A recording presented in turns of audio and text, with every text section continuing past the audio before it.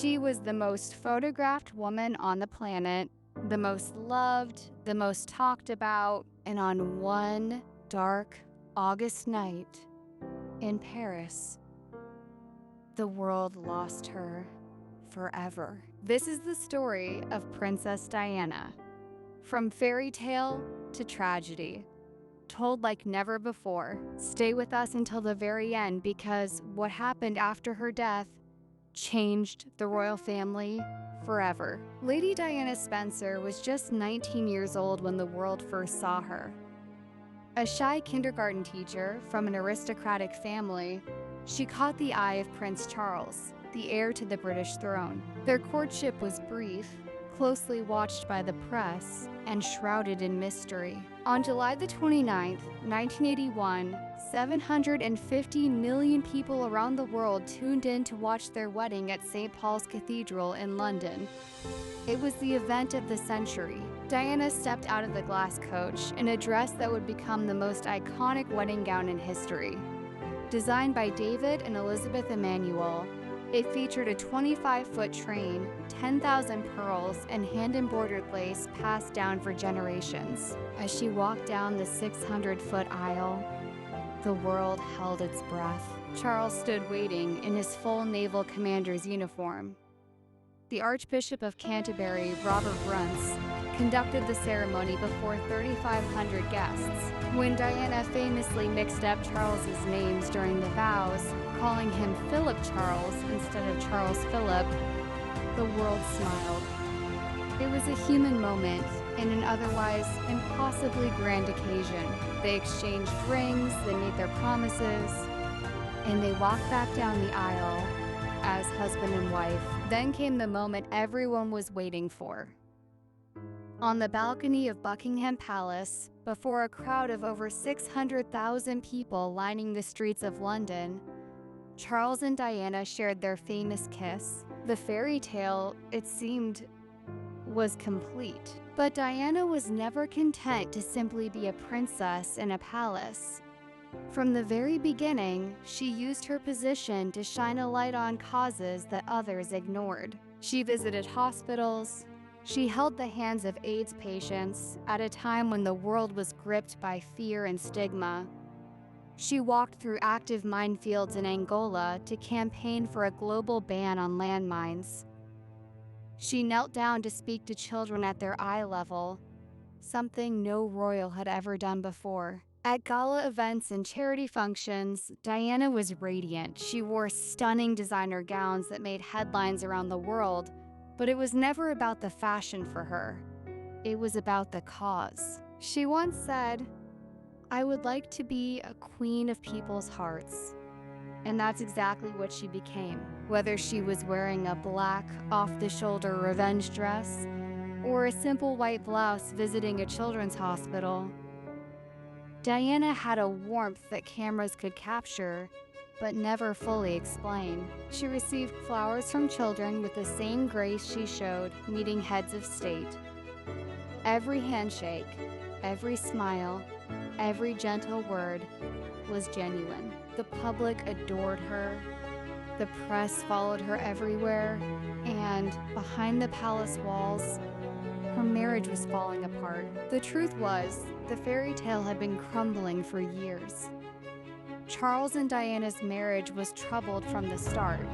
He was 12 years older, set in his ways, and many believed he had never truly let go of his relationship with Camilla Parker Bowles. Diana, young and isolated inside the palace, struggled with loneliness, bulimia, and the relentless pressure of royal life. She once described herself as a lamb to the slaughter. The couple separated in 1992, and the divorce was finalized in 1996. Diana lost her title of Her Royal Highness, but she kept something far more powerful: the love of the people. Charles, meanwhile, faced public scrutiny and criticism. His relationship with Camilla was now public knowledge, and many blamed him for the breakdown of the marriage. The contrast between the two could not have been more stark. Diana was out in the world, hugging children and campaigning for change, Charles appeared distant, formal, and out of touch. Then, in November 1995, Diana did something unprecedented. She sat down with BBC journalist Martin Bashir for a panorama interview that would send shockwaves through the British establishment. 23 million people watched as Diana spoke openly about her marriage, her struggles, and the royal family. When Bashir asked her, "Do you think you will ever be queen?" Diana paused, and then she said something that would be remembered forever. "I would like to be a queen of people's hearts, in people's hearts, but I don't see myself being queen of this country.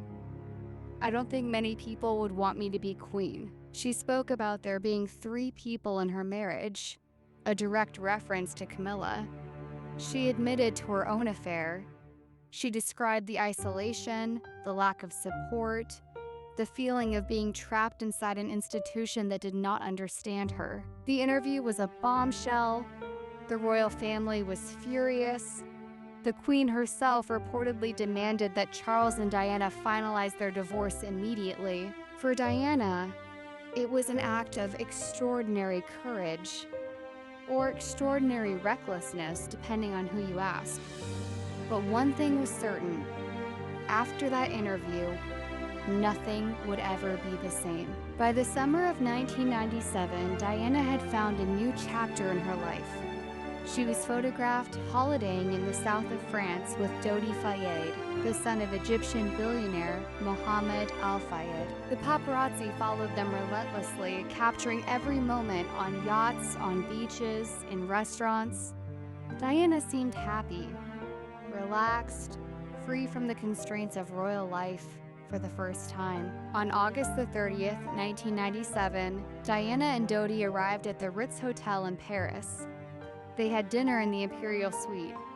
Outside, dozens of photographers waited. It was supposed to be a quiet evening.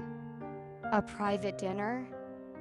A drive back to Dodi's apartment? Nobody knew that these would be Diana's final hours. Just before midnight, Diana and Dodi left the Ritz through a back entrance, trying to escape the paparazzi. Their driver, Henri Paul, sped through the streets of Paris. The Mercedes entered the Pont de l'Alma tunnel at high speed. What happened next would change the world. At approximately 12:23 in the morning on August the 31st, 1997, the Mercedes carrying Princess Diana, Dodi Fayed, bodyguard Trevor Rees-Jones, and driver Henri Paul crashed into a concrete pillar inside the Pont de l'Alma tunnel. The impact was devastating.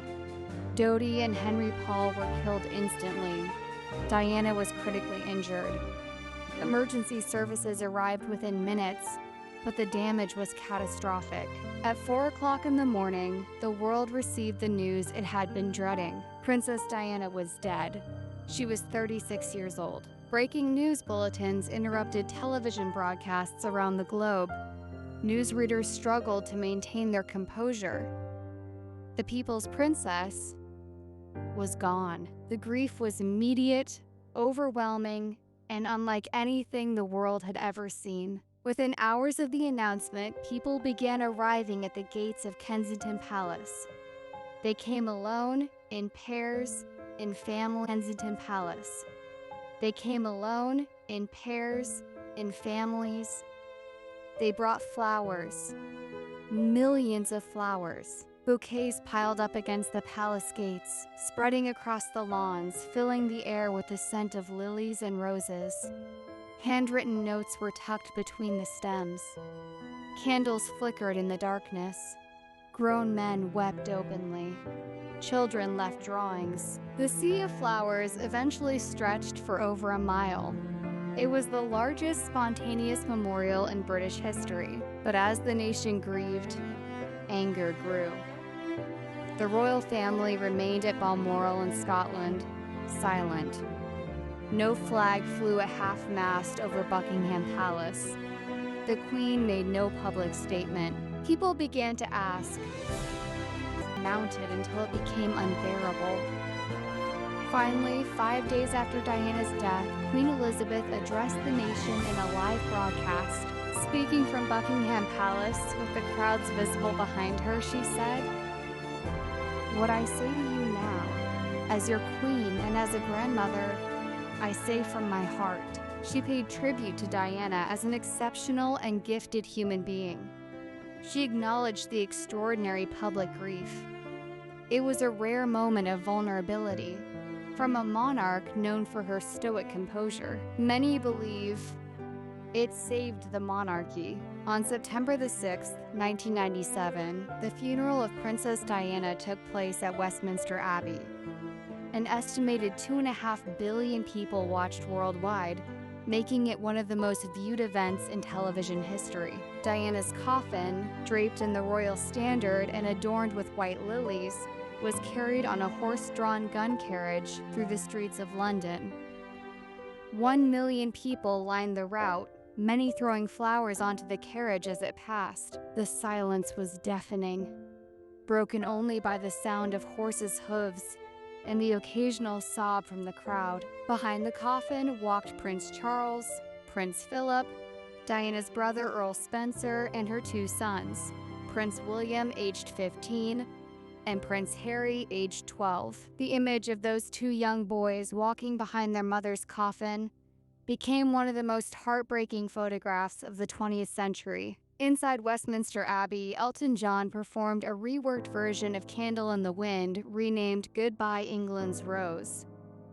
Earl Spencer delivered a eulogy that was both a tribute to his sister and a sharp rebuke to the royal family and the press. When he finished, the sound of applause from the crowds outside rolled through the Abbey like thunder. Diana has been gone for nearly 3 decades now, but her legacy lives on in ways she could never have imagined. Her sons, William and Harry, have spoken openly about the impact of losing their mother. William has said that not a day goes by when he does not think of her. The causes Diana championed, from landmine removal to HIV awareness, have made real progress. And her approach to royal duty, warm, personal, unafraid to show emotion, has fundamentally changed how the royal family interacts with the public. Today, when you see Princess Charlotte wave to the crowds with that same natural grace, when you see Prince William kneel to speak to a child, you are seeing Diana's influence. She changed the monarchy, she changed the world, and she did it all by simply being herself. This has been Royal Spotlight. If this story moved you, subscribe now and turn on notifications because we have so much more to share. The secrets, the scandals, the untold stories of the royal family. You will not want to miss what comes next.